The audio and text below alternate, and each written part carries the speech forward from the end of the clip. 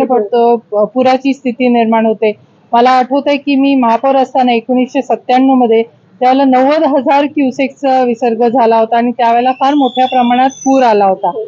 यंदाच्या वेळेला 35,000 फक्त क्युसेक्स डिस्चार्ज झाला आणि तरी पण तीच परिस्थिती आज निर्माण झाली. मग प्रश्न आपण स्वतःला विचारला तर काय हे झाले, 90,000 कुठे आणि 35,000 कुठे?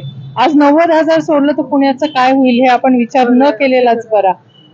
आपण पाहिलं तर गेले काही वर्ष नदी पात्रामध्ये लोक राडारोडा टाकतात, बिल्डिंग पाडतात, त्याचा झालेला जो डेब्री असतो तो नदीच्या बाजूनी टाकतात, कुठेही टाकतात.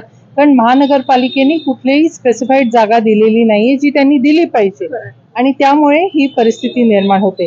लोकच सोडा, शासन स्वतः त्याचे प्रोजेक्ट नदी पात्रात करतात. मेट्रोचे रूट, त्याचे पिलर्स, त्यावेळेला आम्ही सगळे निसर्ग प्रेमी आणि काही आमच्यापैकी देखील आम्ही सारखे वारंवार